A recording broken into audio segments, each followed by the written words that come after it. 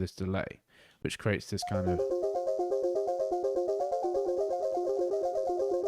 So every now and again, when it changes the timing, it gives it this kind of like trippy detune feeling, which is what we want. We want it to sound a little bit weird and unique. But we'll recreate this from scratch so you guys, you know what we're yeah, so you know how to do it. That's what I'm trying to say. So let's open the LFO up again. We'll put a delay on. We're going to need an overdrive as well for some grit. And we can group these together. And there's also an erosion, which is like a... I'm not actually sure what the erosion is, but it's a way of adding like white noise and also a little bit like distortion. And then we're gonna... So with the overdrive, we'll do this one first. Oh, and actually, so we need to duplicate this channel. So we have a dry and a wet channel. So on the dry channel, it's going to be nothing on here. So we just duplicate this, and then we want to take off everything on here. So then if you click between them, you have a dry and a wet. This is your dry. This is similar to setting up a return channel. So if you had a return channel, and then you put these effects on, and then you bled the sound into it, it would be a similar kind of effect of what we're doing. So it's just so you have control over the amount of this effect, this trippy delay thing. We're going to bring the volume down to around 12. Let's just get it right. Minus 12. And that's it. We'll leave the dry one as it is. We can just call this wet. Now we can start making sure that this is set up correctly. So for the LFO, we want it to be 50% here. So this is the range in which it will LFO. And then this is going to be 58. So it's really not a big range, right? It's just between those two. The rate we're going to bring down quite a bit to 0.57 or around there. It doesn't have to be exact. Oh, that went the wrong way. Let's just go around here. A little bit less. Yeah, let's do there. The depth is brought to 30%. And the smooth is at 44% to smoothen out the movement. That is it for the LFO, but we need to assign it to something. First, we'll set up this overdrive. For the overdrive, we're going to dip it to 38%. So it's not too aggressive. Leave the tone where it is. This is at 4, so we're just filtering it down. And this is a little bit wider, so a little bit further along. So it's 2.5, 2.8.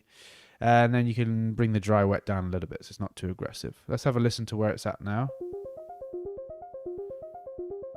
Yep. And now we want to sort out this delay. So for this, we want to take off sync. So it's going to be on this kind of loose timing. And we'll put it to around 200. It's going to move a little bit, but we'll leave it here. Bring the feedback down to 30%, something like that. Bring the dry wet all the way over, because this is a effect channel. So you want the effect to be very strong, and then you're controlling the volume of that strong effect, essentially. So the next thing that we need to do to get the kind of trippiness is to add this map to one of these parameters. It doesn't really matter which one, because they're linked together. And you can see that it's gradually just moving this. Right, one other thing, we need to put this onto random. So what will happen if you have it on random is it will stay stationary for a while, then it will randomly move somewhere. So it won't constantly keep moving. You can see it will move, and then it stays still, moves, stays still. If it keeps moving all the time, it will just sound trippy all the time. But a little bit of that, it's just a nice bit of character that's being added to the sound. Next, let's sort out this erosion. So we're going to put it onto this noise, and this is just going to add a little bit of noise essentially. So we want to put this to 5K. So you can see here 5K at the bottom, and we got the width amounts 38. We can leave that there, and that is it for that. And we have a little bit of an EQ at the end of this chain. So let's open up an EQ. With the EQ, we're just filtering away the low end. And that's it. There's a little bit of a dip at the end here as well. there is some further modulation on this. So we have a auto filter, which we're going to be modulating through the track or automating. So right now we want to bring it down. The resonance or the filter is not as strong, so it's on 12 dBs per octave. Bring it to around here, excuse me. And we want to add the drive, so we're going to put it onto this MS5 and add 5 dBs of drive. So you can hear now it's a lot more closed off. The resonance and everything we can leave there. There's an LFO that's being added here. So this is going to LFO this filter. Right, you can hear that it's slowly opening it up and then closing it. That's why it's called an auto filter. So it's an LFO which is filtering the sound. Right, really cool. And then now we can add a compressor.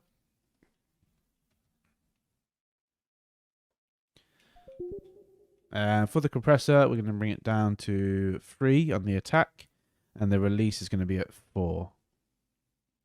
The ratio is at 2:1, so it's not that strong of compression. And then we bring the threshold down to around 11 dB. See, it's not doing very much at all. That's good. We don't want it to be overly compressing it, but it's just when the sound gets pretty loud, it will compress it a little bit. We're going to make up for the volume, so around 3.4 dB or 3.5. So you can see it will dip it a little bit there. It's just controlling it a little bit. And then the last thing is an echo.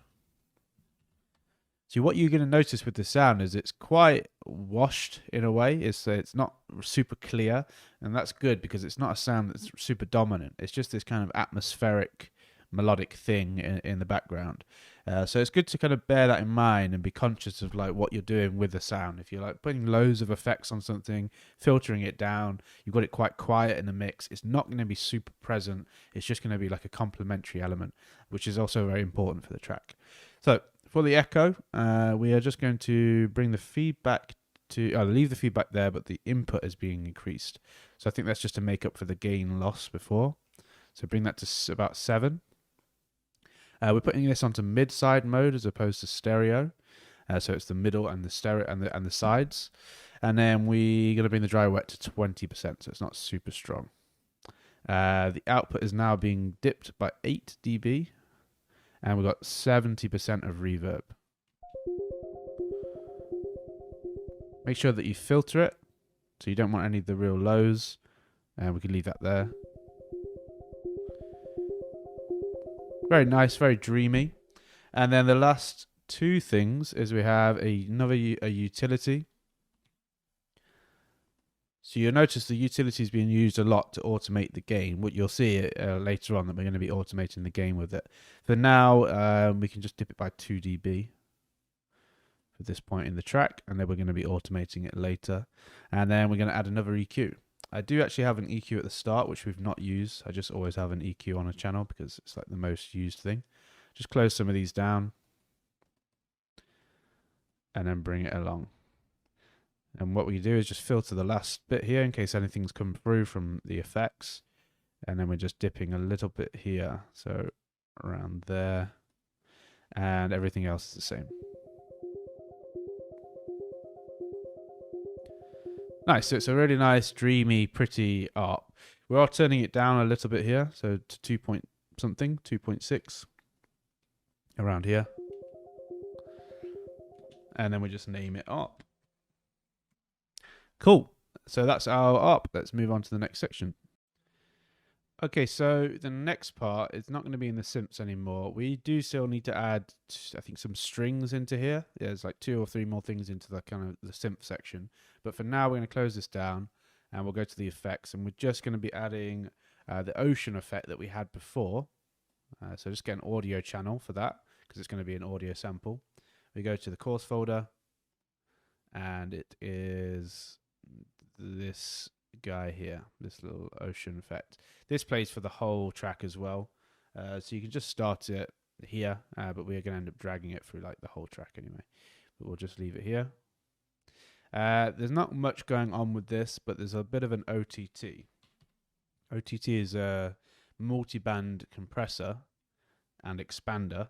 So it's just a way of really squashing sounds, or like bringing a lot out of the sounds to make them pretty loud, or sometimes over compressed. Really powerful effect to use on many different things. In this case, we're just going to bring it down to 60%, 60% or 62 to be precise. And then it's a little bit.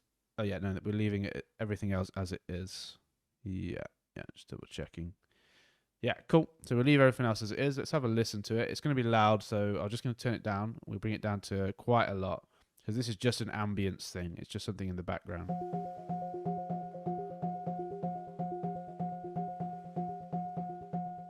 So it's just this. And we don't want all this low and rumble here. We just want this kind of nice white noise part.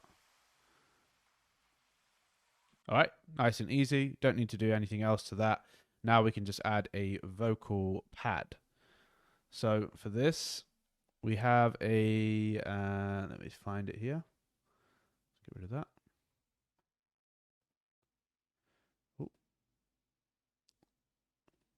Where are we? So we want this. Yeah, this one. So if you double click it, it will bring it up in this simpler. And we're just going to use a small section of it. So we go to bring this over. It's around the 2-second mark. And then we leave the ADSR a little bit as it is, but bring the attack up so it's a bit smooth. Also, we need it to loop. So it's going to go back and forth. And then we're going to control the loop amount. So this is going to be set to 63%. Let me just change it. Well, we'll just type it in. It's going to be easier. Sorry, 69.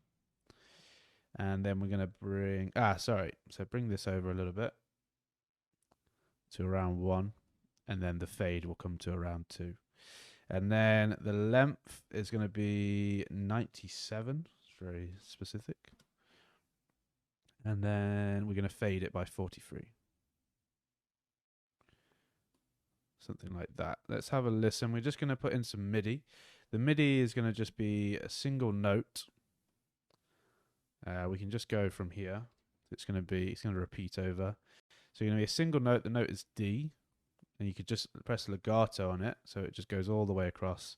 And then there's a few little notes here and there, and I think it's just to add a bit of interest. In fact, we'll duplicate this. It's a little bit longer. It needs to be around this long, so about 8 bars. This can go for the entirety. We don't want it to reset, so we just go all the way across. And then we have the E, which is being played here. So 2 bars in, or two little squares in. And then we got another little random E, kind of just after the 7, like here. So this you're going to hear as it plays through. It's just like this little added interest to make it not so stagnant and the same. But first, let's just go into the EQ. So we have an EQ here, which is just cutting away here. This compressor we don't need. That's just my automatic MIDI settings. Take away that as well. So we just need the EQ. We'll dip this down. So this is going to be getting rid of a little bit of a resonant frequency. That whistle there. And then there's another EQ, so we'll just duplicate this. For this one, we're going to take off the 1. We don't need to do that. And we're just going to dip even harder, but at this 1K. It's quite a bit of a dip. It's just to make it not so prominent. And then we've got a saturator. The saturator, we're adding 5 dBs of gain. And we are offsetting that a little bit. So we're minus 3 dBs on the output. We then have that volume pump, or the sidechain that we had before. We can just grab it from the course folder, or you can go and find it in one of these things. Maybe it's here in the base. Yep, we can just grab this one. We're going to copy it, so make sure you hold down Control when you drag it. Otherwise, it won't come with you. And for this, it's a little bit less strong. So we're going to bring this up to 42%.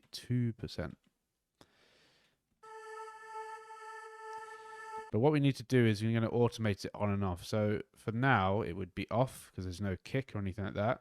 And then we're going to turn it on when we have the kick in. So say if it was playing here, this is when we would turn it back on.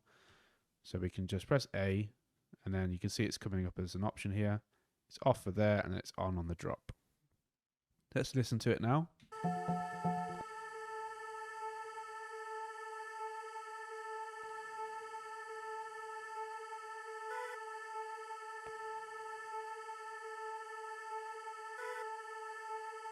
Right, so it's just this little, which is just adding a bit of interest. There's also a utility again on here, and this is controlling the volume once more. So, and it's actually pretty quiet at this point in the track. It's down to like -14. There is a little bit of effects going on, so we're going to just make this a little bit more quiet here, and then we're going to add some return. So on the return, we're going to use the small reverb by about 14%. Take off the automation. And then we're going to add the big reverb by about -11 dB. Nice, so it's nice and dreamy and quiet. Again, this is something that shouldn't be super dominant in the track. It's just like a nice little complementary element. All right, cool. That is our atmosphere. And now we can move on to, I think we're going to do a little bit of arranging now. Okay, so the last thing that we're going to add to this little drop is going to be just some white noise effects. Just some subtle ones. They're not super loud or strong. So let's go to the course folder, and it's going to be this effect here.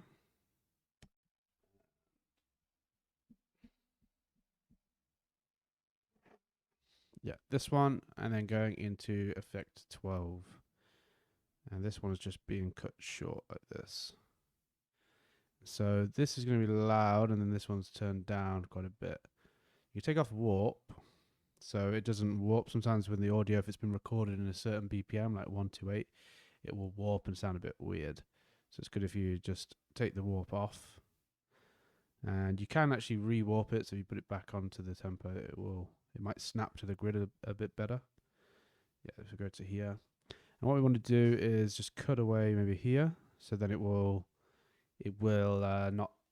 end at the right time, so it ends on the drop. And then this one here, we also might want to just cut this a little bit short, right here. Okay, let's have a listen. I'm going to turn it down quite a bit, -20.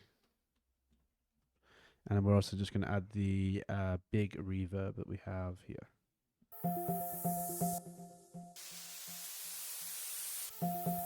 Yeah, I've actually put it in the wrong place. It needs to be further along. But what we can do is just consolidate this together. So we just press Command J after highlighting them, and that will consolidate it all in one place. So the drop is here. I'll just put a little marker so we know where we are. We'll have a listen now.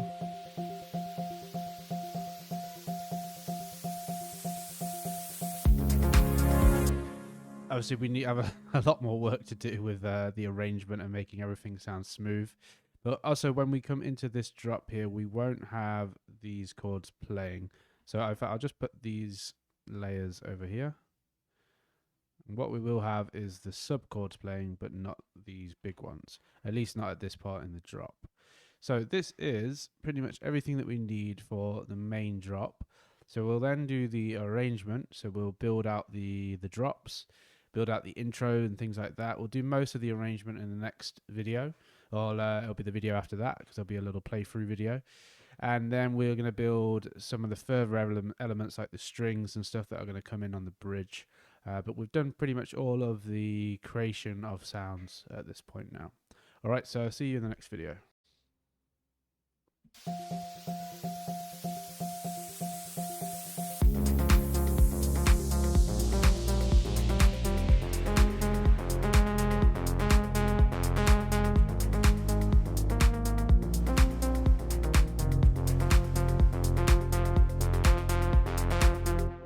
Okay, so now that we have the majority of our things in the track, we've got the main things that we need in the drop and some kind of bridge elements and intro elements, we can start doing the arrangement.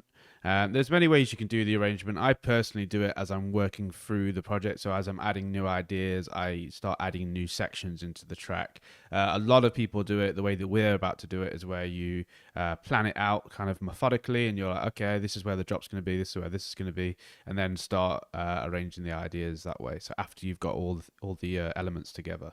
So yeah, what we're going to do is, I have the project file open on another screen, so I'm going to just set the markers exactly where they are on the original project file, and then we'll move the blocks in place to start building out the track. So yeah, the track starts at 5, so we have this marker here at 5. So to set a marker, you just click this. Well, I can just delete this one so you can see. Delete this, and then to set a new marker, you just press set here, and then so it's wherever you click here, it will set a new marker. So we're just going to move along and set some markers, and that will be where there'll be something significant happening, or not vastly significant, but something new happening in the track. So we go to 13. We have 21, 29. So it's basically every 8 bars or so. And then the next one is at 37. So this is going to be intro, build, and then we're going to go into a break here. So 37, we can write breaks. If you want to write on it, you could just press Control R, or you can click on it and do this. So we just got this break. And then we have our drop, which is where we've already set it. So we can call this drop. And then we'll move forward, and the drop lasts for, because it's going to be two sections, so we can actually duplicate this here. We won't have all of these elements in here repeating over and over, but it's just good to have a little marker. So we have 6, and then we'll put a marker here, and moving forward, and then it goes again. So we need to duplicate from here. So just grab from the bottom here so you can see that it's the start of the section. And we will duplicate until 85. So let's just do this times 2. Yeah. So we're going to go all of this, duplicate it, and now we're landing at 85. And this is going to be our drop. So this will be where the break starts, or main break. And then an annoying thing is I can't move along, so I think what I'll do is we'll make the other drop, which is going to be later down the line. We'll move this all across. So I'm highlighting it all, and I'm holding Control, and then I'm dragging it across. It looks like it's just this bottom one, but it's actually all of it. It's just not loaded yet. So we're going to move it to I've lost it on my screen. We'll just move it to here for now. I think it's 129. No, 109. 109. So just move it across with your arrows.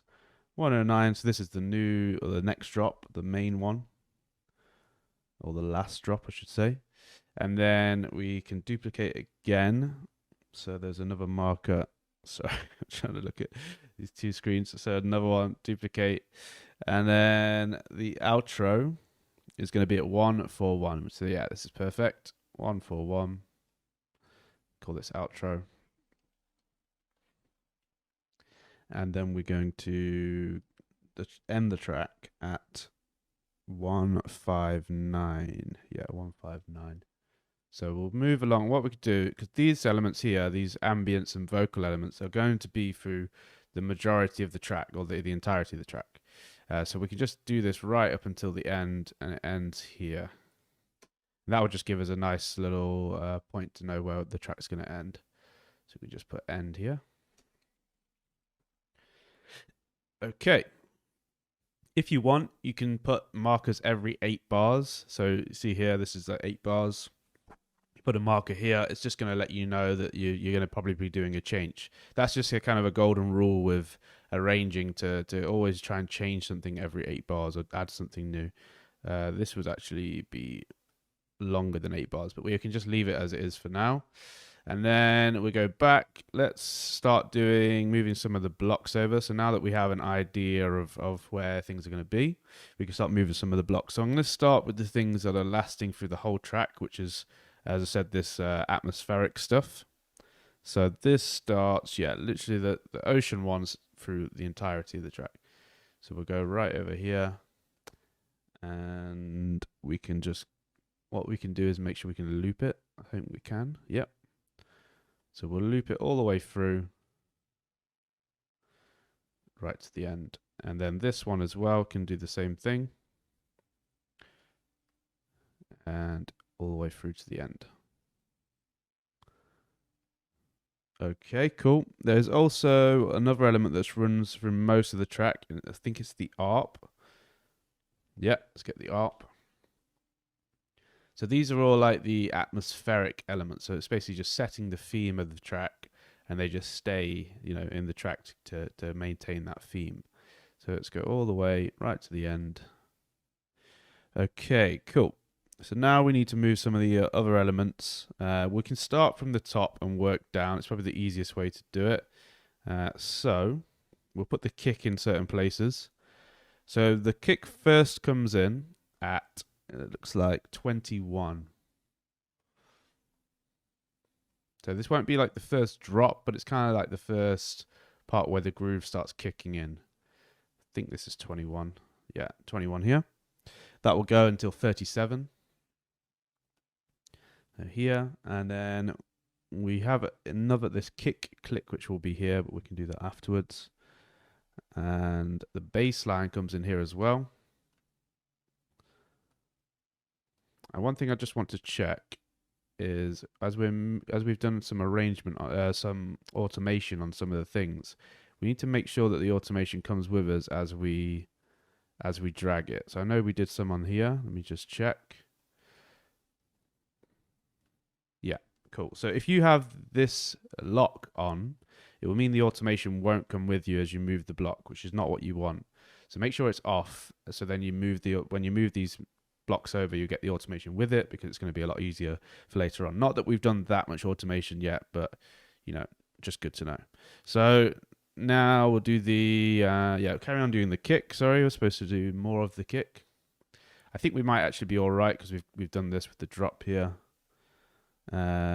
Drop, and then it's 6. Yeah, 69, all good. There's a little gap here with the kick. And the kick actually carries on a little bit through this drop here, or this part here. But it will be slightly different. We're going to be filtering it. Sorry, not here. I think I'm in the wrong bit. Let me look. Oh, no. Yeah. So we go here right up to 105 with this kick. And then that's it. We move along a bit. There's another gap here. You'll see as we play this that these gaps are really significant, or they help a lot to let you know that you're coming into a new section. So you can see here, this is going to be the new section, or the drop 2.0. Just put this marker, drop 2.0. This is our main drop.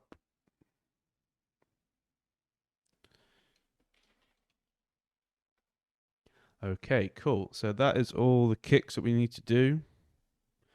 The bass line is pretty much done.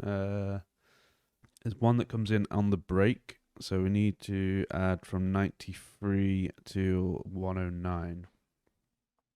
93 to 109, 93 to 109. And that's it. Yeah, just plays through the break. Good, okay, so let's now do the drums.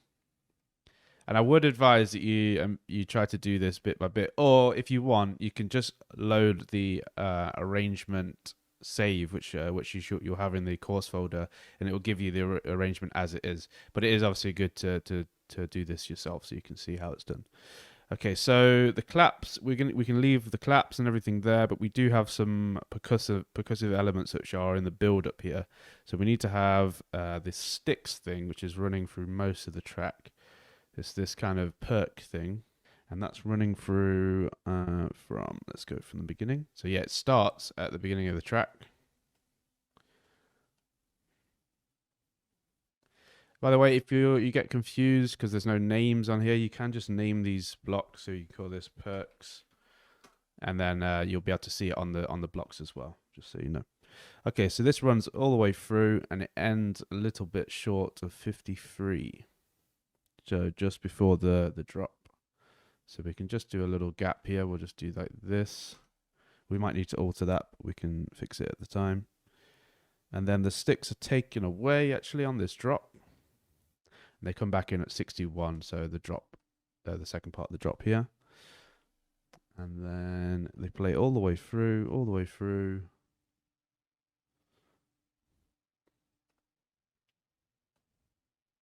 until 109. What else do we have in this little break area? So basically what we're going to be building is a bit of a ladder or step in a way. So it's going to be building up elements and then coming into the drop. So we have a shaker. This is a good way of building tension, essentially, because you get that sense that something's coming. So you'll go all the way up to here, right up to the drop. The hats as well, they come in at the same time on 29, but then they drop out at 37. Yeah, let's move along a little bit in the project. The hats don't come in straight away, they come in on this part here. And we can move along a bit more. That's it looks like. Everything else, so on the main drop, everything comes in at the same time. So you can see here, there will be some automation and stuff, but it's pretty much just land straight into the drop with everything going on. So there's a lot of impact. Okay, cool. So that is all the drum bits done by the looks of it. Maybe we need to double check later, but should be all good. So now we can move down to the simps. By the way, if you want to close everything, if you have a lot of things open, rather than individually doing it, you can click on an arrow that's open and hold down Alt and then click, and it will close down all of them, at least in this group, and then you can do it on the individual ones. You can also do it on the groups. So then all the groups close down. But yeah, let's open up the simps. We can close, yeah, open up the simps, close this one. So now on the simps, there's quite a little bit more going on, a little bit more tricky, but what we want is the piano and the synth layer. I'm just going to change the color on these because it's going to get a bit confusing. We'll just make these purple. Okay, so we put these here and the synth layer. This plays through the majority of the track as well. The synth layer does. So this is going to continue all the way through. Yeah, pretty much right up until 141.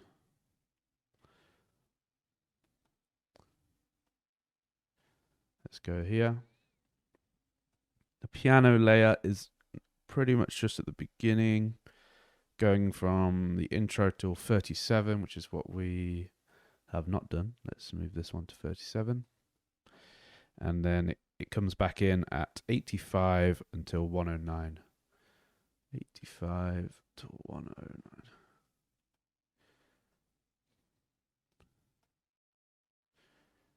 So as I said before, if you were doing this yourself in your own project, you wouldn't know to put things in certain areas. So my advice to you would be is just to kind of feel out the track and try to use your elements sparsely, so you're not overusing them and looping them too much, unless they're an element that's not super strong. So you're going to see with our main synth, we're not going to be using it through the whole track. It just comes in at certain times to add a lot of impact. Same with some things like the chords and stuff like that. So you need to try and use those elements just here and there so you can really appreciate them in the track. Okay, so yeah, let's continue on. We're going to do the main synth now. So this one, it starts at 29. And it plays through most of the track, goes right up to the bridge, plays through to the drop, through the break, sorry, with a little gap. So there's a gap, and then it comes in at 93. So let's go like 93 here. Comes back in, and then it plays just through the main drop, I believe. Let's just look.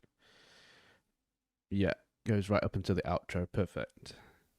There will be some changes on the MIDI on this. So like here, we add some additional notes. Quite a lot of automation to do on it as well. Yeah, huge amount of automation. So that's going to be fun. And then we go to the chords now. So the sub chords and the main chords. So let's just plan those out. So the chords come in, I believe the sub ones come in here, as well as the main ones. So these are going to come in here as well. We're going to go all the way up to the drop, which is what we've done. And then we take out the main chords, which is what we've done here. It's all good. And then I believe they come back in. Yeah. So the main chords, they come in. Let's just cut this up. So we highlight a section, press Control and E, and now that's cut it. Not sure why E means cut, but let's just go with it. You want to duplicate it. So sorry, take that back. So just hold down Control as you move it, so you duplicate it. So yeah, 69 right up until the end. And then it cuts away and comes back in on the drop. Yeah. So on this drop, we have a lot coming in at the same time. Plays right up until the end. Okay, that is it for the chords. The subchords actually play through here as well, but they cut a little bit short, so they cut at 105, just here. And then we have the ocean layer, which stays through for most of it. What we can do actually is, because it's not going to change the pattern, we can just consolidate this whole section. It's going to make it a bit easier for us when we're moving it around now. And then double click on it and you can just loop it. So now we put this from the beginning right up until the drop, and then it's not actually in the main drop or the first drop. Okay, done, and then it plays all through here. Yeah, we can just drag that over. Okie dokie. It plays through the outro as well. Sorry, and so does these three. So we can just duplicate this. Yep, something like that. Perfect. Okay, that is the majority of the arrangement. We do have some little connecting things. There's obviously a whole section here where we need to add strings, which is what we're going to do next. We're also going to do, we need to actually move some of these effects over. We can do that now. That's a quick one. We are going to create some additional effects and drum fills. So the drop effects, as you can imagine, are on the drop, and then there's going to be one on the main drop. Oh, my mouse is stuck. There we go, on the main drop. And then we can just take these small bits here. Sorry, just this bit. And that's going to be at number, it's in between 73. It'll be here. So on this kind of drop 2.0. And then again, there's a little warm-up thing, or roll-up thing, whatever you want to call it, upriser, that's the correct name, on the outro. Cool. I think that's correct. This looks not right. I think this is not right. Let me just check. Yeah, we don't need two of these. There. Okay, cool. Nice. So feel free to have a play through the track now. It won't feel fully polished because we still need to do a lot of automation, and you'll see how automation is a huge part of production. It is without it you'd be doomed. I think it would be a little bit static, so we do need to do that to make everything nice and smooth. But feel free to play through. But the next thing we're going to do is we're going to do a little bit of the strings, or we're going to do all of the strings. So yeah, see you in the next video. Okay, so now we're going to add one of the final elements to the track, really beautiful strings that we need to add. So we can take the MIDI from the main chords. I'm just going to check. Yeah, so we're going to do two sets of strings here. We can just duplicate this MIDI channel. So the first one, we're going to use these main chords, but we're going to get rid of some notes in it. And it's going to start here, I believe at 93. Yeah, 93 going into, not going into the drop. We're going to cut it a little bit short. So around here. And then we can load up the sound so we know what we're working with. Let's go to the course folder. And it's these strings here. There's two sets. So we're going to have 3 strings. but this is going to be the main one. And so for this, we can do the processing afterwards. We can just listen to it as it is. Let's click into the MIDI and just get rid of the bottom notes. Just double check. Yeah, get rid of the bottom note here. D sharp, A flat. Yeah. Okay, cool. So yeah, and we can have a listen to it.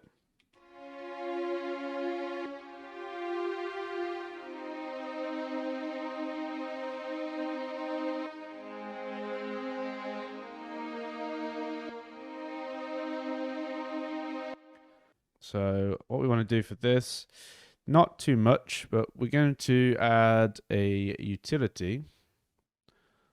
This is going to be to control the volume. And we're also reducing the width a little bit here. So it's going from being very stereo to then dropping down a little bit. We have this pan to one side, so it's panned 30% to the side.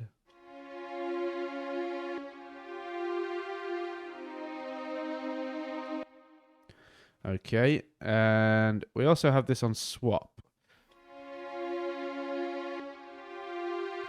So this is, I believe, swapping the polarity. So it means that if you have a waveform that is, how can I show this to you visually?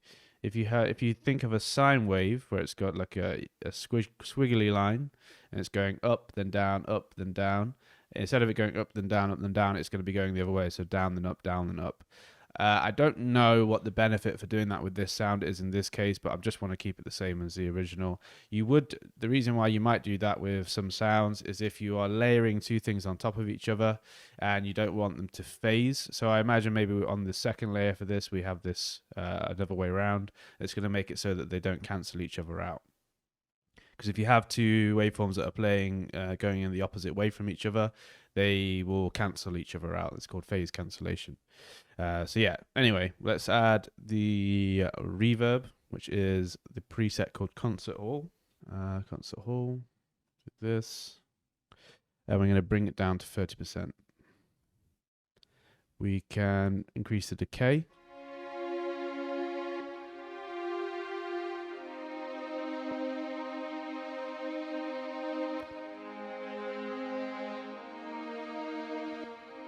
Really, really nice strings. Like them a lot. We are going to do a little bit of EQing. This is quite important. It's going to add a nice bit of air to the sound. So we're going to dip some of the lows that we don't really need, and then we're going to dip at 1K because there's a bit of a resonant frequency here. So we have a listen.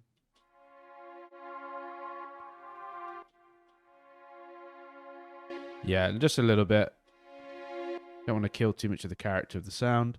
And then we could just boost here. So we're going to boost by quite a bit, going up to this line essentially, which is 6 or nearly 7 dB.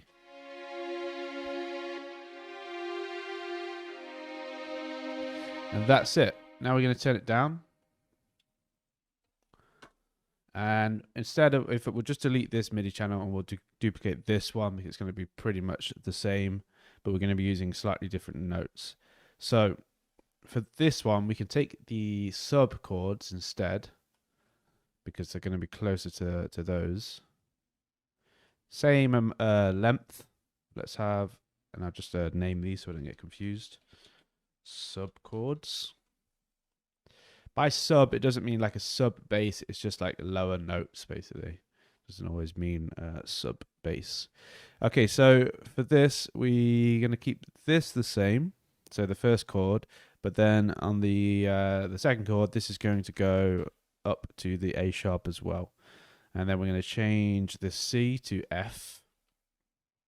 So we're doing octaves here essentially. And then this stays the same. This goes up, and then this goes up to the F again.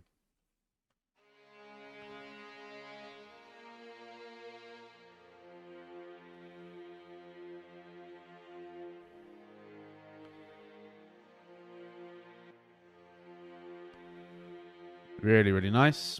Okay, I'll just check on the utility on this one. Okay, yeah, so this is the same, but it's just panned to the left.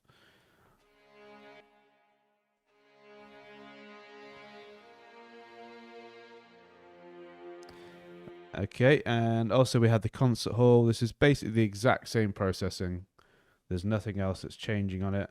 But we don't have the air that's being added on the EQ here. Instead, it's actually being dipped a little bit.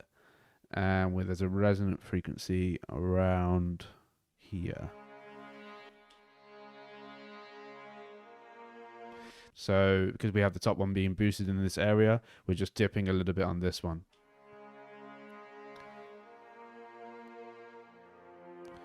All right, let's play them together.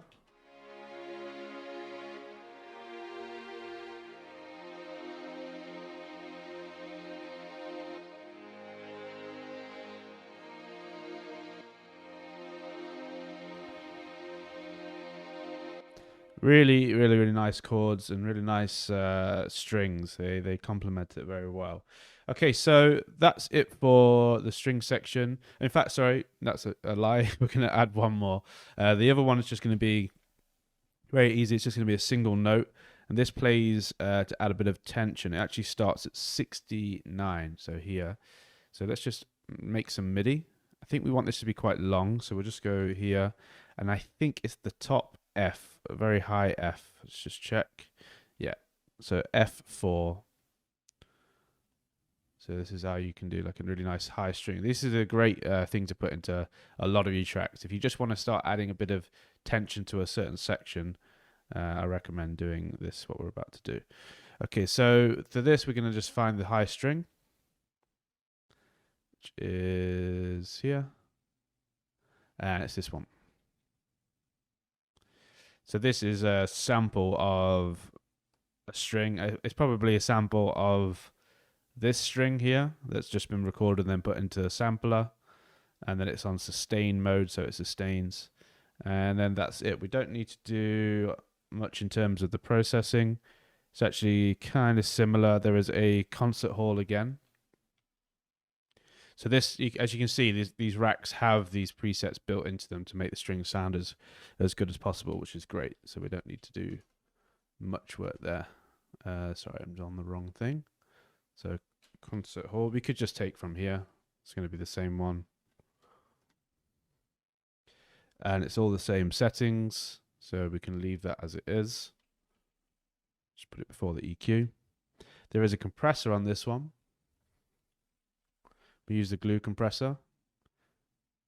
By the way, it doesn't matter too much what compressor you use if you use a glue. Well, it does. They do have different characters if you go into the more like fancy plugins. But the glue one and like the normal compressor, a lot of the time it's going to give you everything that you need from compression. You don't need to go too fancy.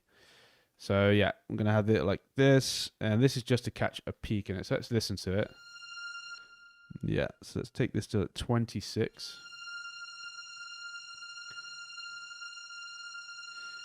You see there's certain bumps in the audio, so it's just catching that. And then it's boosting it by 5. It starts to get very loud, so we are going to turn this down by quite a lot. We can go to -17. Or you can just type it. That would be a lot easier. This element needs to not be super distracting or super loud. It's just going to complement what we have. We're going to EQ it here, and we're actually EQing some of these really high sharp frequencies. So something like this. So it's slightly filtered, not too much. Okay, let's listen to it with things so you get an idea of what it's doing.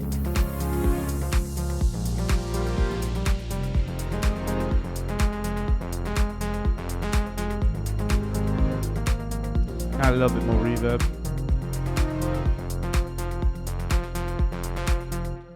So you'll appreciate that more when we actually bring it in with the arrangement as you have this new section here. Okay, so this needs to, we'll arrange this out now, what we need to do for it. And we can also do the rest of the string arrangement.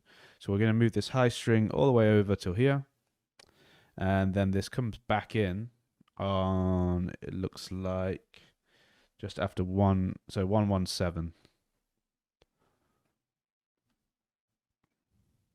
Where am I? 117, which is here, or 117. And it plays through until the outro around there, and then we're going to have the strings which are going to play in the end as well. So they kind of just end the track like so. All right, cool. So now we can move on and just do the final little tweaks and effects, drum fills and stuff like that on the arrangement. Cool. All right, so now we're going to do a little drum fill section. So it's just actually in this part of the track. It doesn't come in anywhere else. We have the audio here that we can just drag in, but I'm going to show you as well how you can do this yourself. So it's just clap fill 1, I think it's this one.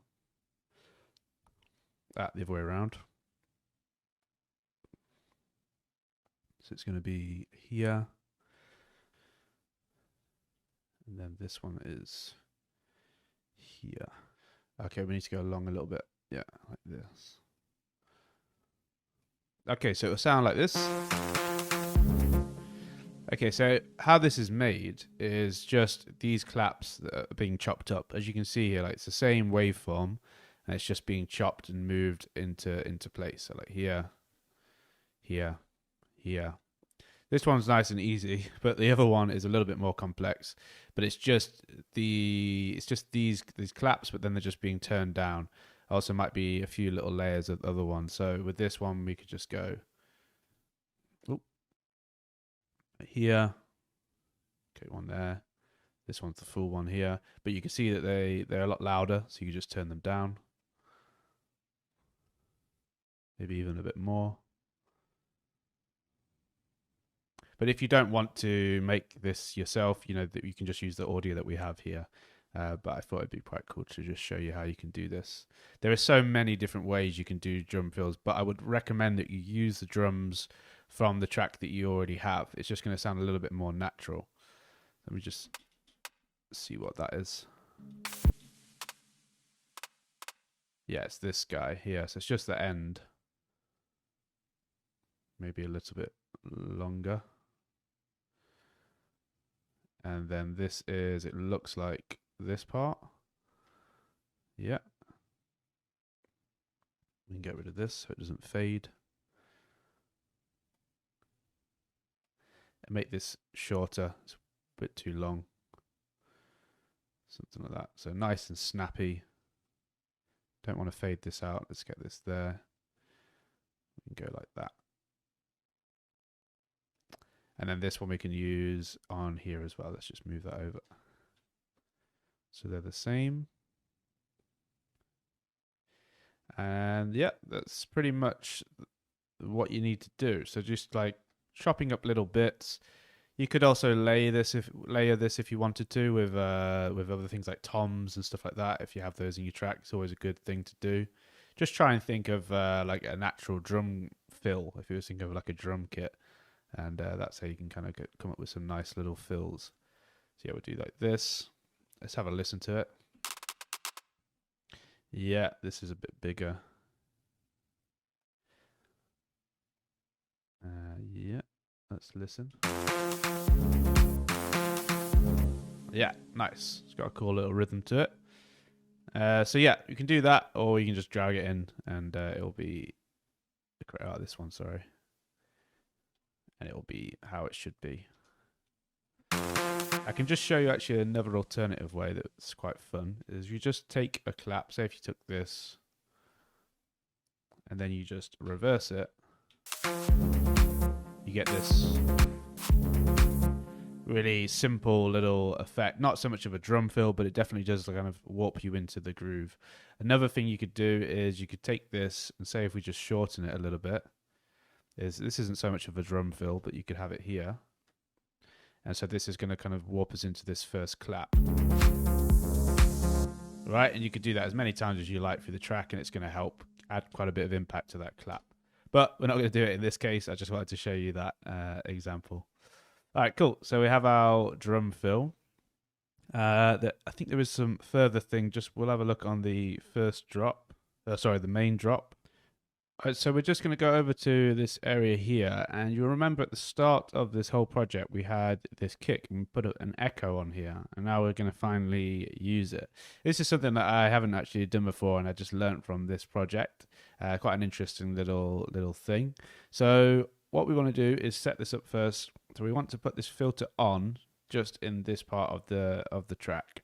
So on the on this break now, main break, sorry, not mini break. So put it on here, and then it's going to turn it off for the rest of the track. We don't need it to be doing any filtering. We can then filter.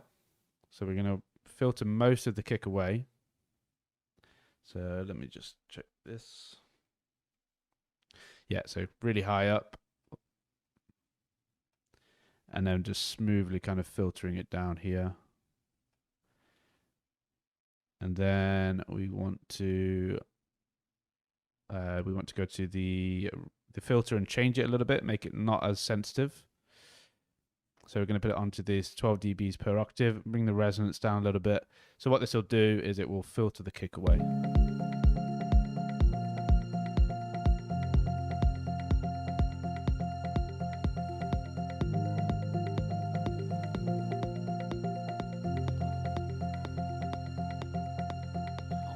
Okay, and as it's doing that, we want to add this echo, which just adds this kind of nice little rhythmical effect with a bit of reverb. So we can increase the dry wet on this. And the way that he has done this, so he had to send me like a separate video of how he did it, is we're basically going to record audio of us playing around with this echo and feedback to get these kind of click effects, which can be quite nice. So we'll do that in a second. I'm just going to play with this or increase this dry wet. So we'll do it to here.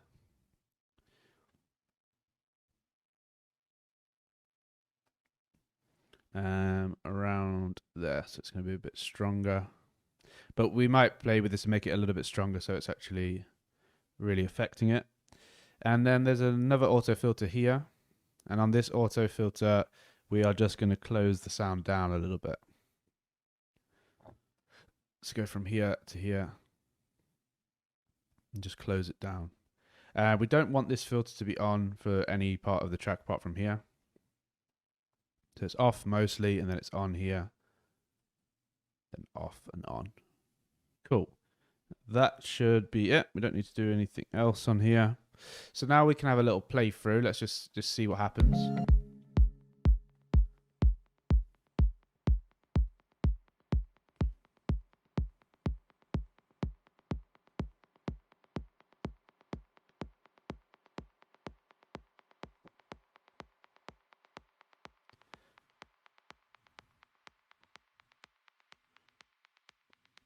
Let's make it a little bit louder. I'm going to boost this by 6 dB.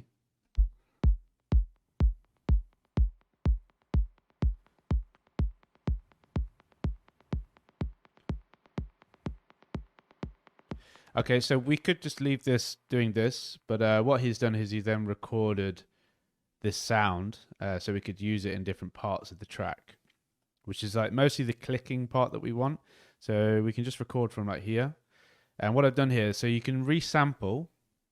So if you just set this to resampling, and then what you want to do is make sure you solo this as you do it, or you can just set the recording to the kick. So it's just we're just deciding where we want to record from. And also, sorry, I should mention this, but this needs to be on an audio channel. If you don't have an audio channel, just make sure you press Control T, brings up the audio channel, and then you can do it. You can't do this on a MIDI channel. So we need to record audio into an audio channel. So then we've armed the channel here. And then you can choose to just do it from the kick, or you can resample. It depends on whether you're going to solo it or not. If you're not going to solo, then you should just go from the kick. If you don't solo, it will resample the whole track, which can also be quite a cool little thing. But anyway, so we're going to do resample, and we'll just solo the kick, and then we'll just play, press record here.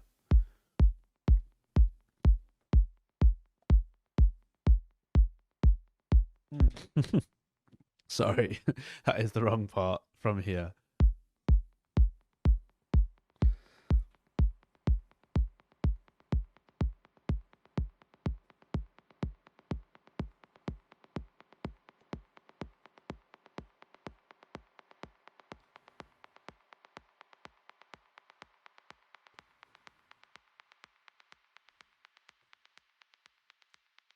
We'll keep it rolling. There might be some slight change as it filters down at the end. Let's see.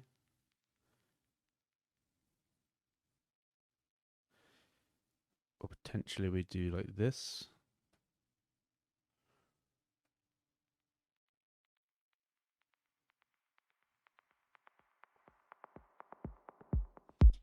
Yeah, cool. So that's what we needed to do, is just to have that so it can kind of creates a bit of a filtering back in effect. We don't want this here, obviously. And we don't need this kick here, so we don't want to record that one. Okay, so now we have this effect. We can use it throughout the track. We don't actually need it here because it's going to just double up on what we already have. So we can just take away some of it, but maybe we want to use it in different areas. I wouldn't advise having the bit where it's like very kicky. It's just more the clicks. It's a nice little artifact that you can just add to the track. And so he's got this he's actually just got these quiet parts early on in the track. So we'll go here, and he's got it at the start before the first kick comes in.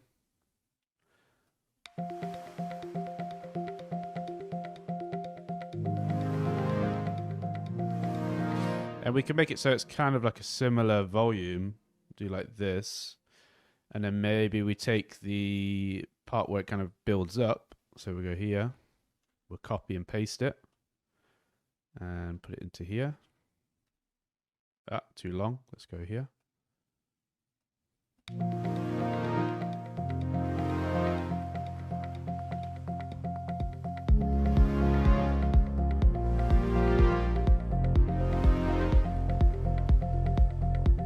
Yeah, and then there's some more little bits probably on the other drop. Yeah, so we can just use this again here. Let's filter it right in. Also with this, take away the kick here, and we could just maybe boost a little bit on the clicky part and turn it down a little bit. We don't want it to be super obvious.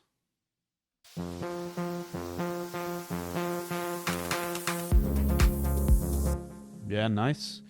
And that's pretty much it for these little clicky parts. There is a little one at the end as well. So it's basically just like a way of fading away the kick and without it sounding like too abrupt, which is a cool little effect. I really like it. So as this kick ends,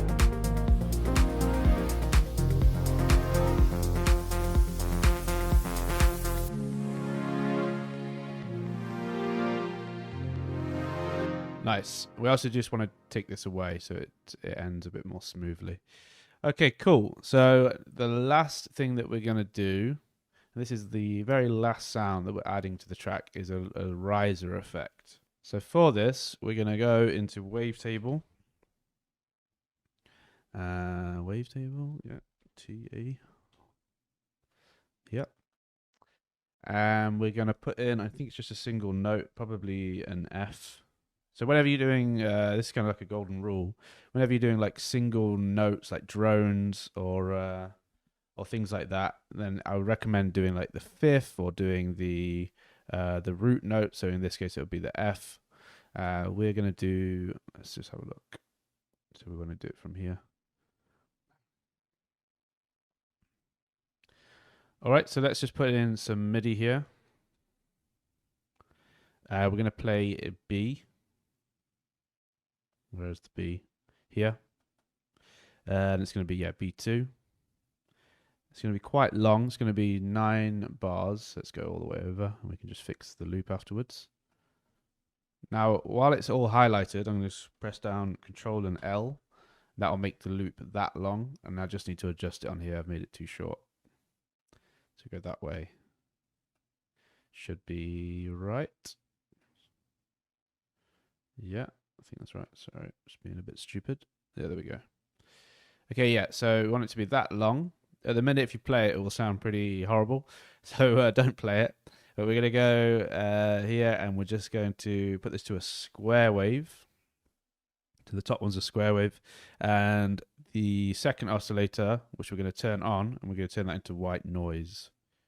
Where's the noise? Noise at the bottom. Bring it into the middle. And then we might need to adjust the volume. 1 second. No, we don't, but we want to drop it down. Sorry, increase it by 12 semitones. So it's more high pitched. That won't make much difference on the noise. It shouldn't make any difference, but it will on this one. So we're going to put this up by 12. And then we're going to transpose the whole thing up by 12 as well. So it's a very high sound. You could just do that on the MIDI. You could just move it up, but yeah, let's just keep it the same as the original. So for the filtering, we're using both filters, and we're just doing some automation. So this first one, it needs to be on the PRD, and that's so we can add a little bit of the drive. We're adding 9 dBs of drive. We've got 27 on the resonance. So you see it's adding some resonance here. And then we're going to bring this down and then filter it up. So we can start like here. Just check the automation, make sure it's the same. Yeah, it doesn't start all the way down, starts at around 98, 96, something like this. So then we can click on this, press A, and then we're going to filter it, automate it up. Okay. We're going to go all the way up, pretty high, not all the way, but pretty high, like there. And then the second filter, we actually filtered down. So this one is going to start here. Starts at 500. And then we're going to filter this one up as well. And then put a little notch here. I think that's about right. No resonance on there. And it needs to be on 12 dBs per octave, 12, 12. Yeah. So all good. So this is the starting point. And then the amp, so we're not going to do much modulation on this, but we just need to control the amplitude of the sound, which is this here. So we're going to make it so that the attack is gradual. It goes to around 14. And then the decay we leave there, and the sustain is none. Is high, not none. And then the release you're going to put to around 150, something like that. Okay, so this is the main thing in the sound. We're not going to do much else, but they're going to do a little bit of pitch bending. So on the MIDI controls, so we go into the MIDI and we need to go, so pitch, and it's going to go up to 19. We want to do this on, so on pitch, PB, so go to 19. Or around there, it's going to be fine. And we have everything else the same. Yep. So if you don't do this in the MIDI, it means that you won't, when you pitch it, it won't change the pitch. It will just stay the same, or it'll go to wherever it was set to. So you need to have that so it can rise in pitch. So that's how we're going to create that kind of rising effect. Don't play it just yet because it will still sound a bit weird, but we want to add a bit of unison. So put this onto classic, put it to 4 voices, and then put the amount really high. Well, not super high, but around 60%. And then we're going to add a reverb, and it's called the Warm Long Reverb. And we have the dry wet at 54%. The decay is all good. Everything else is the same. Don't need to filter it. Yeah. So leave everything else as it is. And then there's an auto pan. And this auto pan is doing a similar thing to what we did before with the auto pan. It's like acting like a bit of an LFO. So we're going to bring the phase down, put it onto this kind of jagged sawtooth, bring the amount up, and then the rate is at 16. So we're going to leave it like this, and that is it. And the shape is at 32%. So this is going to create a bit of a wobble because the phase is down. It's going to just control the overall volume of the sound and create like this kind of wobbling effect. Very subtle because it's not huge with the amount. And then the EQ is just going to do a standard kind of high pass and a little low pass. That's it, I think. Yeah, all good. Okay, so let's have let's not have a listen yet. Still, we need to do something else. Go into the MIDI and then click on this arrow here. So this is how you do the MIDI controlling. Remember, we did this before on the lead. And with this, I believe we're going low and then high. And just check. Pitch bend, low and then high. So you can put a little marker in the middle if you like, and then click here. Ooh. Go to the bottom, and we can just bring that up to the top. Okay, so it's going to go really low in pitch and then go really high in pitch from around the 5 mark. Let's listen now. I've just soloed it.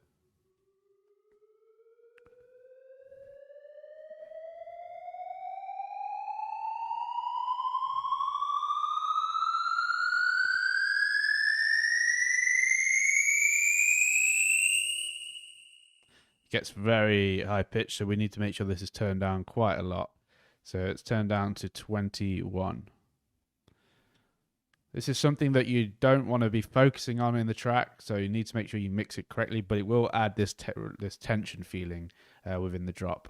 Right now, if we play it with everything, it won't feel quite right because the synths aren't opening up, which is what we need to do with the automation. And we need to make other things in the track kind of like mask this riser in a way, so it's not so loud. We'll just name it. And there we go. So that's how you can make a riser. There's many different ways of making a riser, but that's one way that you can do it. And obviously, if you change like the waveforms and things like that, that's going to change the tone of the riser. So if you don't like it sounding so square, then you could try like a sawtooth.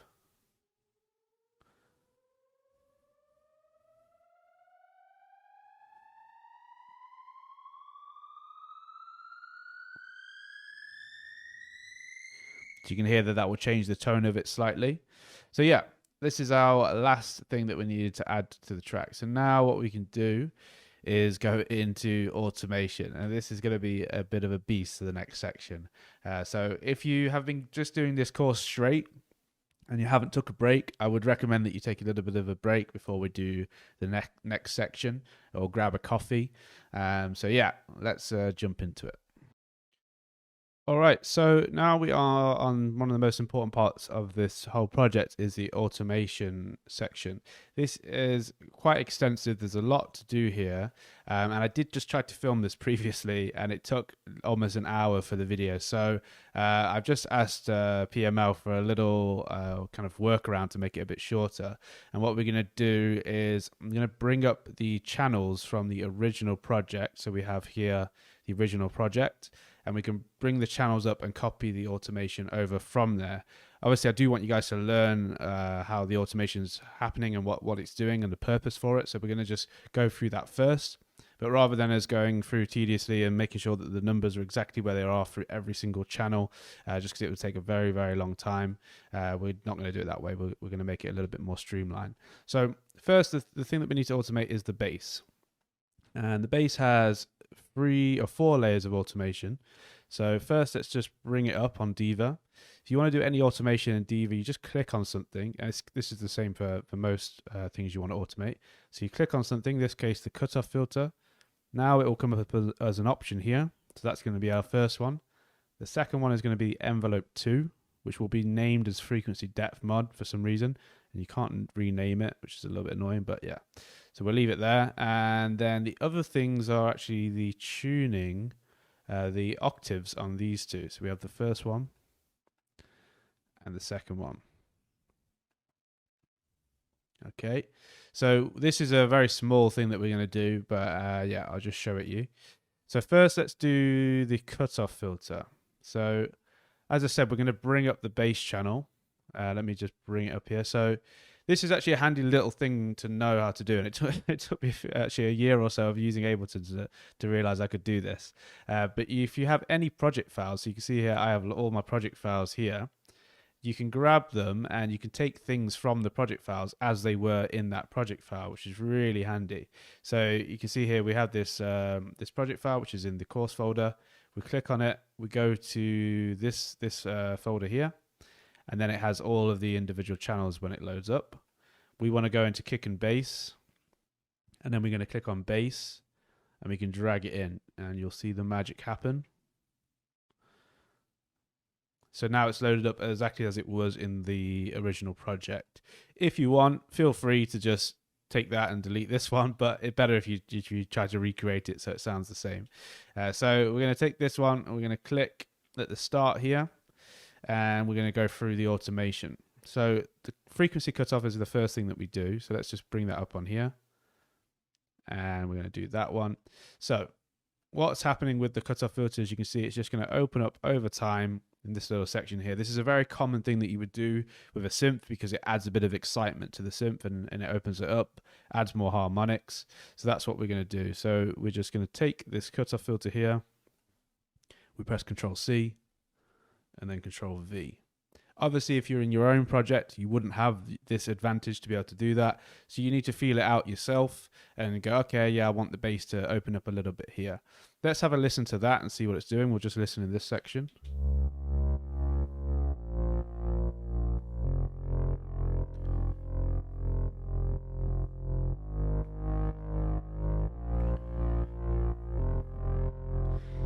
Very subtle. It's not adding too much, but it's adding a little bit of excitement. Next thing we want to do is the envelope 2 or frequency depth mod. So we go here and let's just copy this on over. So it's going to do a similar thing because the envelope 2 is attached to the cutoff filter. So that's going to open it up as well. Let's have a listen from here. You can see it goes from being a little bit more quiet and then opens up a little bit here.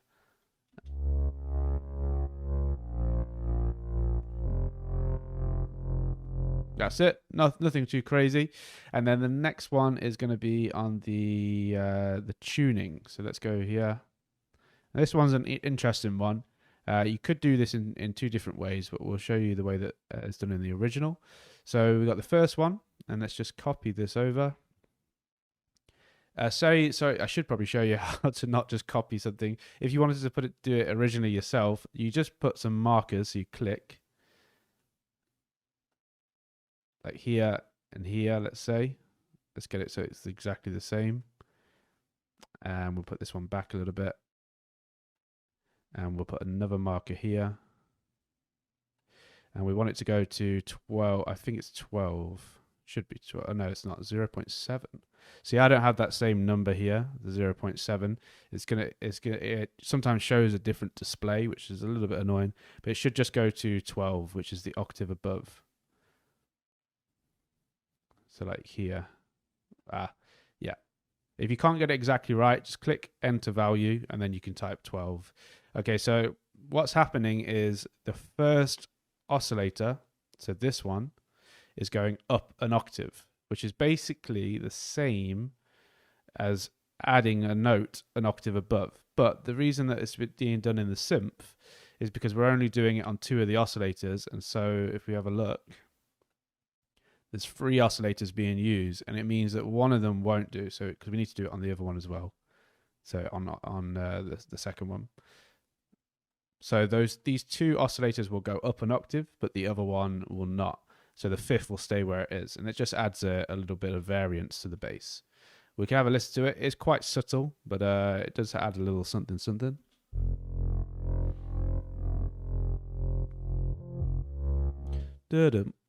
that's what it's adding, and it only happens, I think it happens twice in the track. Yeah, so we have it again here.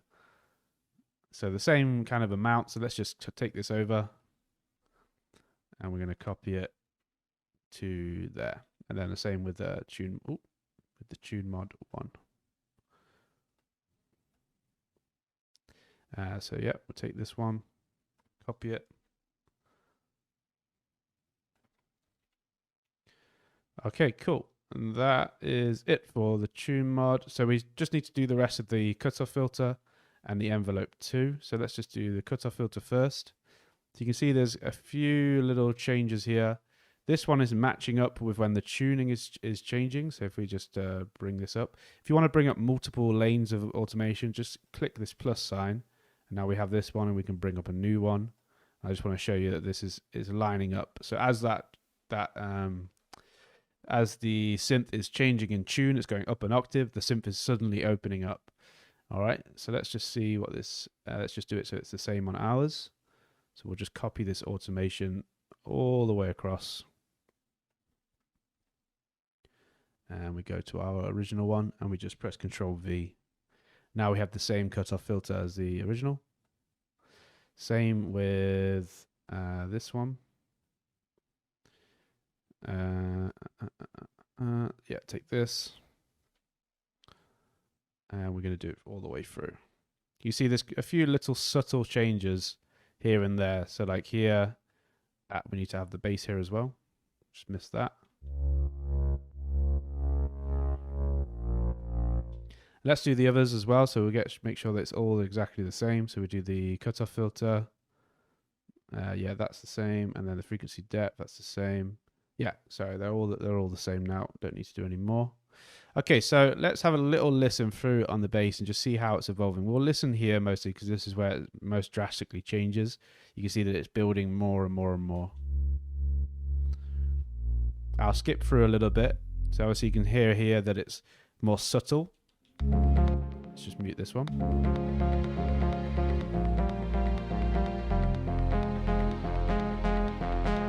So it's not too aggressive, and then it opens up.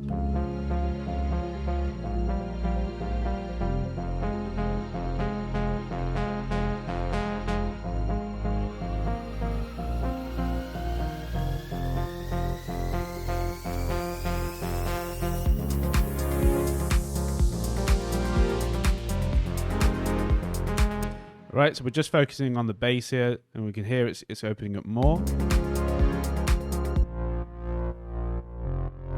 And this is the bass at its peak. So if we just think how like the what's it called, like the concept of what we're doing here is you're kind of not giving away the full power of the bass until the climax of the track, and the climax of the track is usually at the end of the track when you have all the elements in together, and it's gradually just building up, and that's a nice way of adding more and more energy with this kind of automation. The biggest thing that we're basically doing is just opening the cutoff filter. So we're just opening this and yeah, loosening the filter, which is making it sound a bit more exciting. All right, so now let's move on. We've done the bass. We need to do the volume on the bass. There's a I think it's just one little bit. Yeah, here, a few little bits. So we're gonna automate the volume down at the drop here. So let's just do that. We can do that manually, so you guys get a feel for it. Do here, make a point here, make a point down to here. So we're going to go to -24. Oh, we'll type this in. -24. Enter -24. There we go. Okay, and then do a little curve. So hold down Alt, so it's smooth. It's not really sudden. And so then that's going to dip away the bass just before the drop. There's also just a little cut of the bass here, so it doesn't play all the way through. And then we're going to do the rest of it. So it's the same idea on all of it. So the bass is smoothly reducing in volume before the end of each section. That's going to help with the transitions. So let's just take this here. We copy it over. And there we go. Now the volume is the same as well. Okay, so now let's move on to the other things. We have quite a lot of more automation to go. We can delete this channel here. And we'll go down to the main synth. So this is where there is a lot of automation, a lot of small automation. So let's go to bring up the main synth here.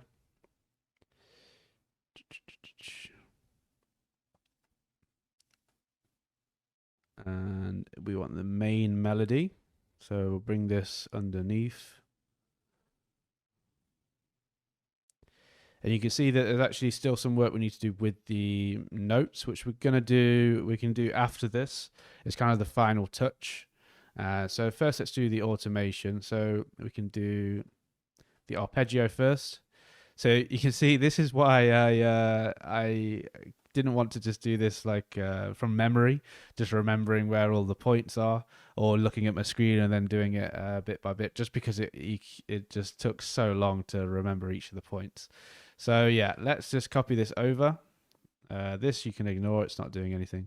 So this is the arpeggio turning on and off, which is creating that 16th rhythm. So we'll have a listen to it so you actually get an idea of what it's doing. But we copy this over. And so we'll listen to it on its own.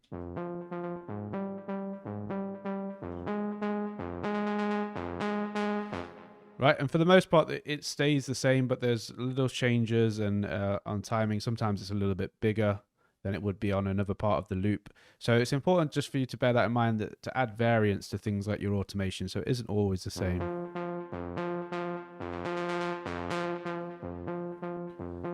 then we got like at the end here quite a lot of automation.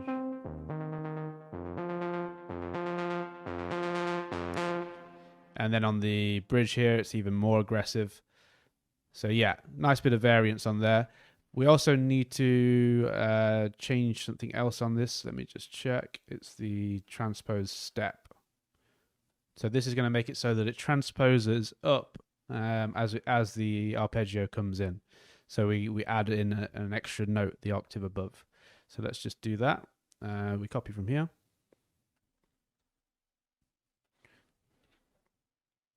Okay, and let's have a listen to it so you get an idea. Maybe we go to where it's more extreme. We just go here.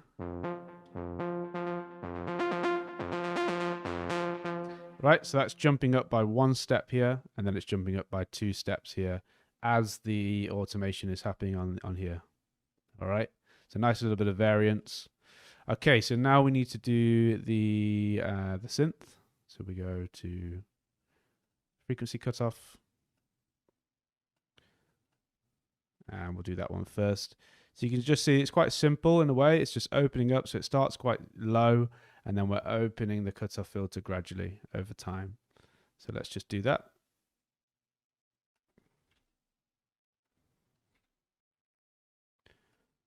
All right, we can start with this low just so it's the same. Or you could just click on it and it will match it. All right, we'll have a little listen so we hear what it's doing.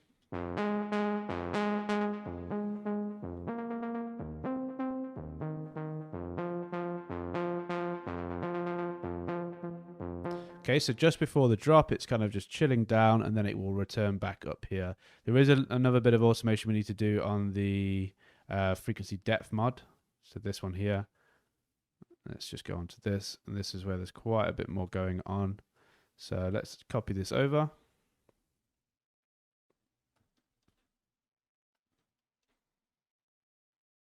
All right, so for the bridge section, or the intro of the track where we're building the tension, the synth starts off quite relaxed, and then it gradually starts building.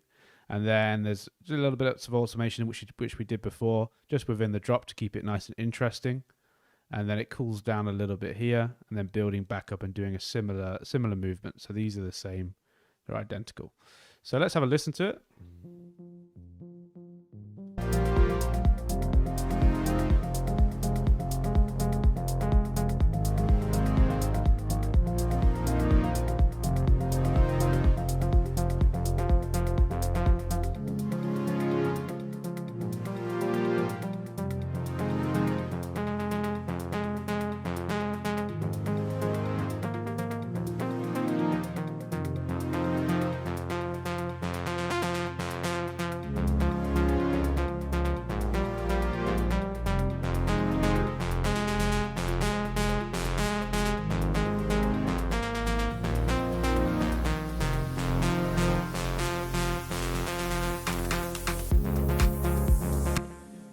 Right, really nice. So it's just adding tension more and more, but it's a very gradual thing. We're literally just opening the cutoff filter just a little bit as we're working through.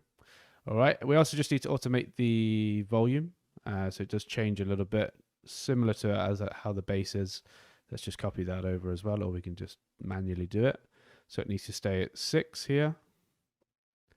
And then we dip down here. We'll just do the markers the same here, here, and here. And we're going to bring this down. Also, yeah, that's it. So it's coming down to 9 dB, a little bit higher to 7 here. So it's going a bit more quiet, staying at 7. And then here it comes back up to, let's bring that back up to 6.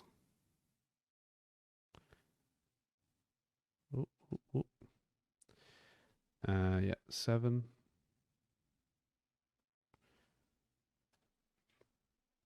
All right, cool. And now the volume is the same. So that is all the automation, I believe, on this one. Let's just double check it. There's a delay that we need to automate. Let's just make sure we got that as well. The delay is just so that it will end kind of naturally at the end, rather than it just ending abruptly. There's a little bit of the feedback is being increased.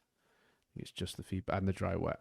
So we'll just take the, go to the delay, go onto the dry wet, and then we'll just copy this over here.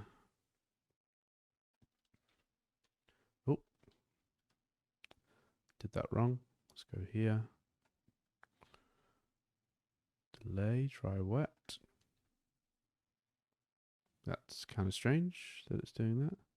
Maybe I have the thing at the wrong point. Yeah, okay, let's bring this up to 32.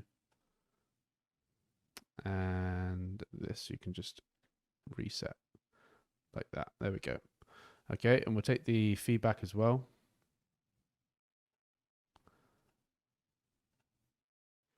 And we'll do this. Copy it over from here. We'll play it so you get an idea of what it's doing. Just make sure that this plays, it continues to feedback, otherwise it will just die down. So let's have a listen.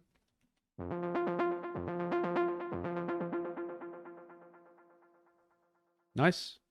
And that way you get a bit more of a natural ending to the lead rather than it being abrupt. Okay, so that is it for the main synth. All right, so the next bit of automation is going to be on this piano rack, or just the piano. So we can take it from the original pluck, but it's not too much that we need to do on this one.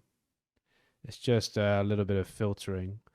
So let's look at it on the original. So there's two here. You can see there's a little red mark, which means there's automation going on. And we're going to go on to the EQ8. So let's just close some stuff down so it's easier to see. Just double click it. Okay, the EQ8 here. Then it looks like it starts a little bit lower, and then we're taking away more of the low end essentially. So nothing too crazy.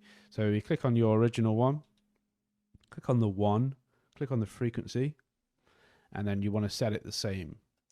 So we can just go like this, and it's going to go up to 170, around that. And bring this across, and bring it down. It needs to go lower. So this goes at 70. And then this is, yeah, around there. 77 to be exact, but it's not going to make much difference. Okay, cool. So now it's exactly the same here. And then we need to go to, I think there's one other thing, which is the volume, I believe. Yeah, so this is important because this sound is quite loud and dominant. So we don't want it to be loud the whole time. So we're just going to automate this utility, which is just controlling the volume. So we go here and on the gain. So we can just copy this over. So it starts loud, then it goes a bit quiet, leading into this build up. We copy that over. And then here again on the bridge, starts loud and then it goes quiet. Let's have a little listen to it.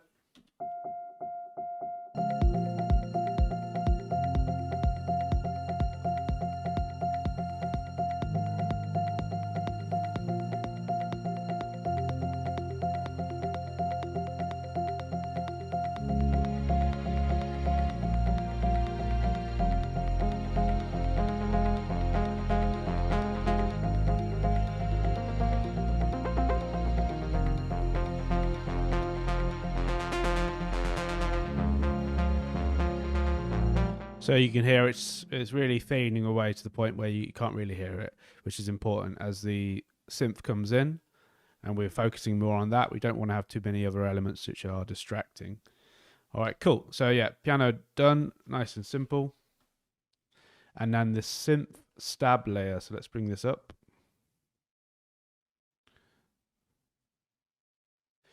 Okay, and so for this one, what automation do we have? I think this is just, yeah, the volume. So we go on the utility. So if we have a look, you see the piano is loud at the beginning and then it goes quiet. And then the synth layer on the original, you can see it gets louder. So that starts taking over because they're playing the same rhythm. So they're basically not really playing at the same time. You can see the volume is up here as that piano is going to be removed. It's not going to be there. And then the synth layer is quite quiet and then it comes up here as the piano layer comes down. So they're not really playing on top of each other, essentially. So let's just close this one down. Don't need to look at that. Let's look at the synth layer. We want to just, yeah, go on the gain, all good. And yeah, you can either do it manually yourself or you can copy it in. If you want to do it manually yourself, we just put a marker here, put a marker here. We're going to go all the way quiet here, and then we're going to go up to 4.57 dB. Yeah, 4 point around. Let's go 4.57. 4.57, and yeah, around here. It's actually a bit louder, and then it goes quiet. It goes to 2.7. So yeah, you can imagine if I didn't copy this over from this other channel, it would take such a long time to get these numbers exactly right. So yeah, I would recommend that you do that as well, rather than trying to memorize the numbers. Okay, so then it gradually gets a bit more quiet. It goes to 0.7 there, and then it goes back up to 4. So it's going to create a little bit of movement with the volume, which is nice. And then we're going back down. We're going to 2.7 here. Okay, so yeah, we get the idea there. We'll have a little listen to it, and then we'll make sure the volume's down here, all the way down. So it's going to be basically silent at this point, and then it'll get a bit more loud.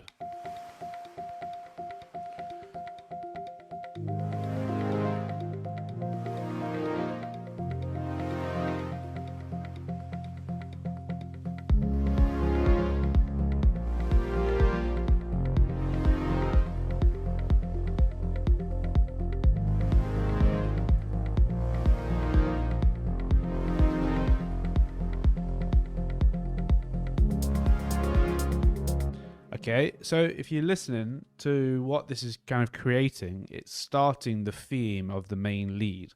It's that similar rhythm, dum dum dum dum dum dum. So, and this synth obviously has a similar feel to it.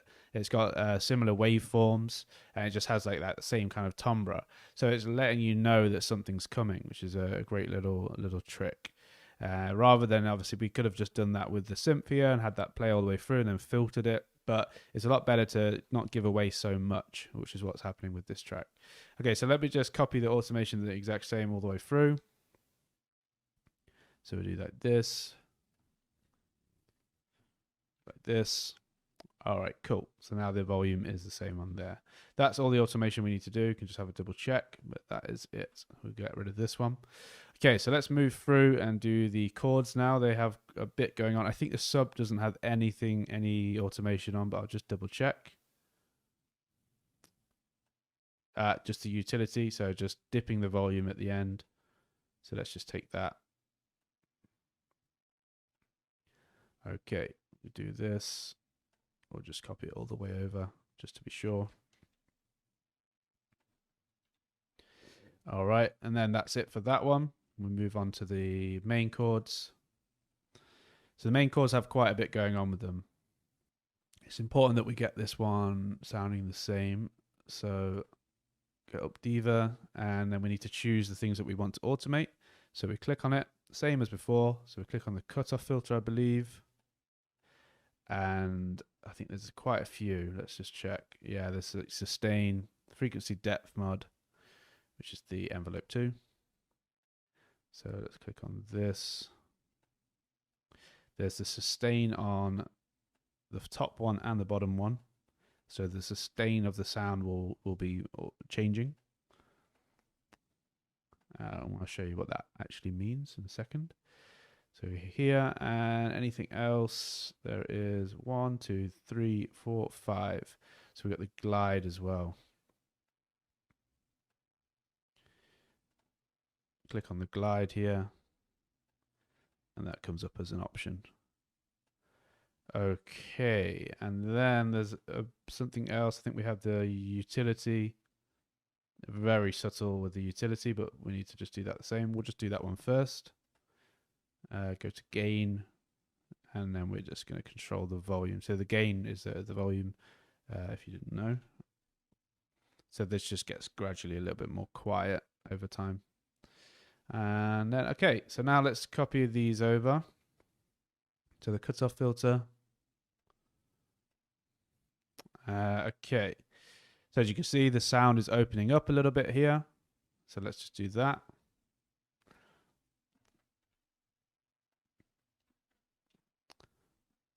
And we can just reset this so it starts correctly.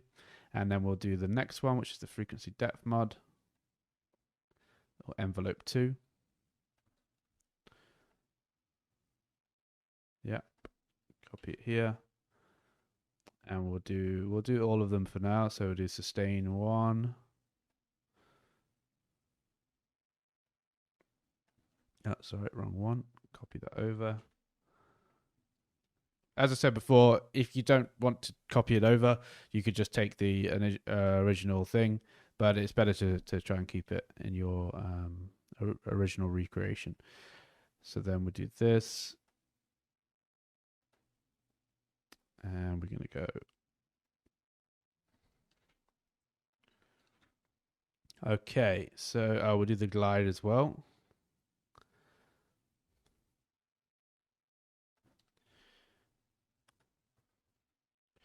Okay, so let's have a listen to a prominent part in the track where there's quite a bit going on. I'll just remove this and we'll just open up some of the things so we can see where all the automation's happening.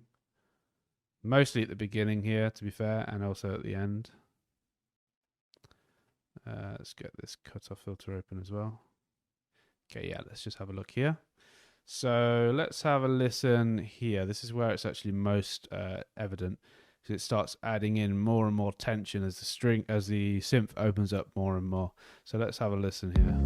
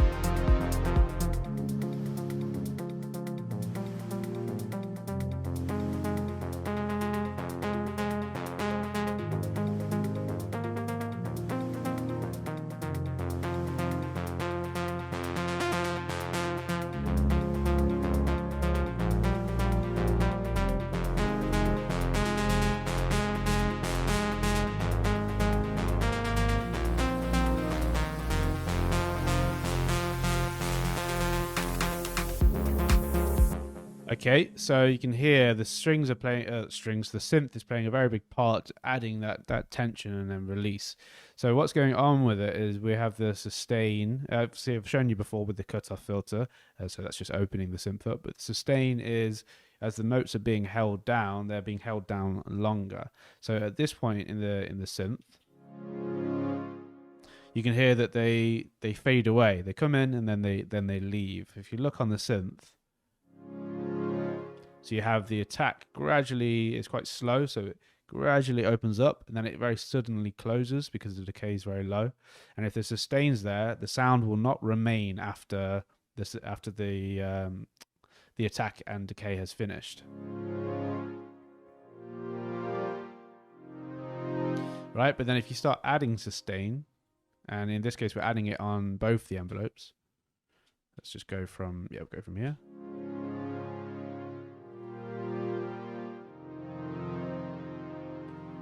So now the sound is remaining, which is just a really nice way of adding some automation to the sounds. You don't always have to do the cutoff filter or the envelope 2 and things like that. It's good to play with the ADSR as well. All right, cool. So let's move on from the main synth. There isn't much more automation. I know this has been a bit of a long one, but it could have definitely been a lot longer if we did it all in ourselves.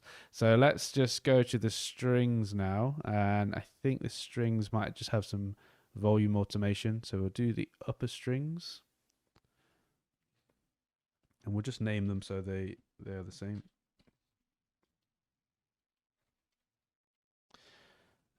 Okay. Also, there's a little bit of we can add a little bit here. Let's just open this up. Make sure that it's all the same. And there's a little bit we missed here, or I missed. We're going to carry this over there. All right, cool. Yeah. The synth actually, the strings actually change here at the end, so we can do that. We'll do that in the next video. That we need to do quite a bit of MIDI automation and changes. So the automation on this, let's have a look. Okay, yeah. So this one is it's the expression on the synth, or on the string, I should say. So we'll have a listen to it so you get an idea.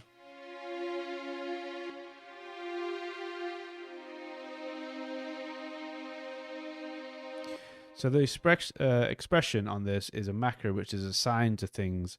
In this case, it's assigned to like the sustain and the frequency cutoff. So it's opening the sound up more, and it's making it sustain more as you add more expression. So the notes express a little bit more.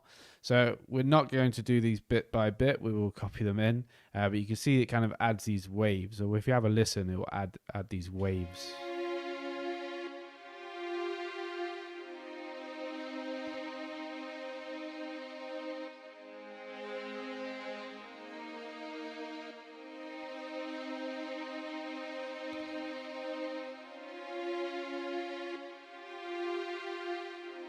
So you can hear it's going with the notes. Like, excuse my singing, but you get the idea there, right? So it's just going along with that. And I believe you probably would have done this automation kind of with a macro control. So yeah, let's copy this over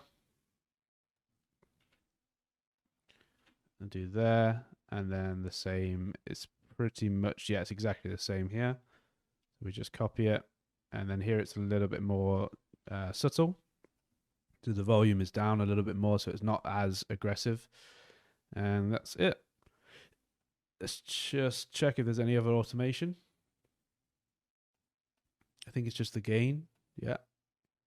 And it's a very subtle amount, so we're just going to do this. And we'll copy this over here. So it's just going to get a little bit more quiet before the main drop. That's it. Nothing crazy.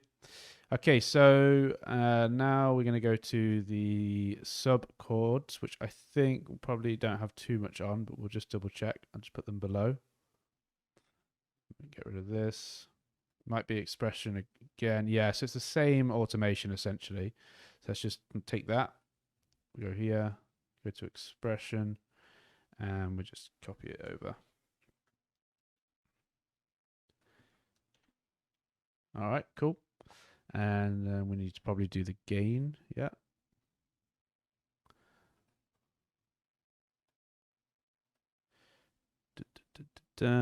All right. Let's do that. Also, the MIDI is a little bit different. So let's just change that one as well. Just needs to carry over on this last chord. And then same here on this last chord. So it doesn't just end. Okay. Cool. We're nearly there. And we have this last thing. The high string, I think, isn't anything, but it might be a bit of a volume automation. Yeah, so the volume automation is on the mixer, which is the same as doing it on a utility on the game, by the way, just in case you get confused. It's the same kind of thing. I personally would recommend that you don't do too much automation on these in case you want to do some mixing. It's easier to, when you go into your mixing later, you want to be able to adjust these.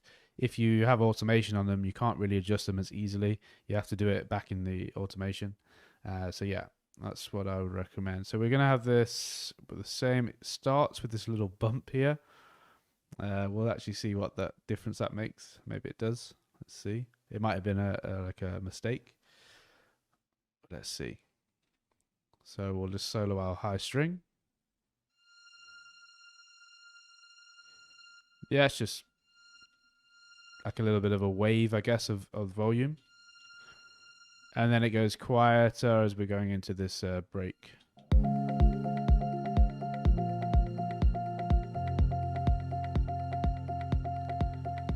So as you'll notice, there's a theme here on this main break. Everything starts cooling down. So we're just cooling down with the volume. Everything starts to get a little bit more subtle. and then they start building back up here, as you can see. All right, and then just the high string starts fading down again for the outro, so as we're cooling down. Okay, cool. That is it for that. Let's get rid of this one. We'll name this so it's all done correctly.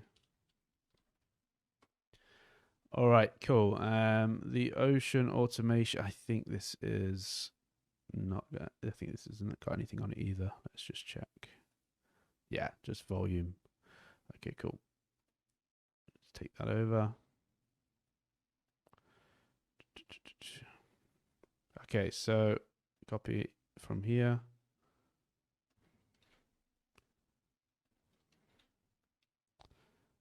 And that's just following the chords essentially. So as the volume dips on the chords, you can see that this volume dips as well. Pretty straightforward. Okay, and now the ARP. Let's bring this up underneath. Not too much, but we are just playing with the filter. So let's go to our auto filter, the frequency. I'll just show you what we are actually affecting, which is this, and I believe it's this one. Yeah. So we click on the original, and it's this cutoff filter. So we'll just copy it over and see what it's doing.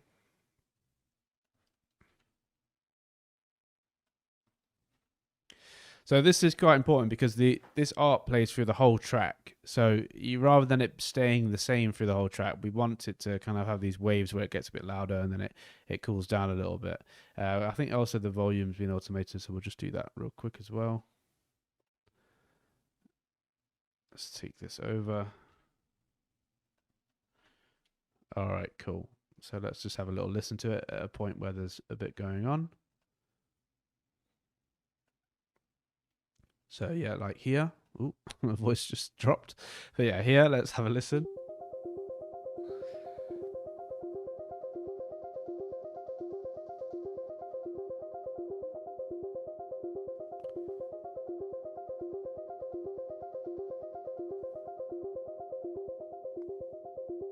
All right, we'll listen to it in context. Let's listen a little bit on this bridge or the main drop. Yeah, we'll listen here. So the main drop here.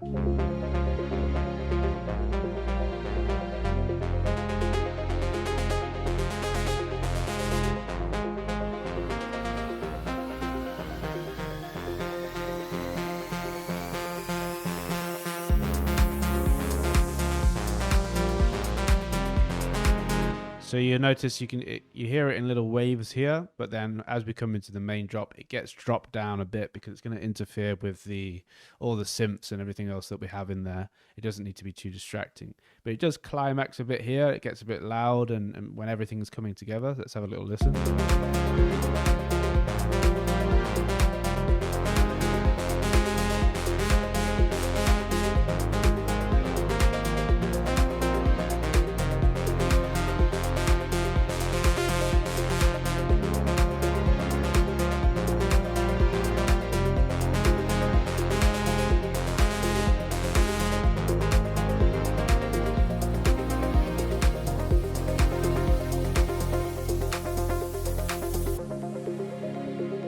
It starts cooling down again here.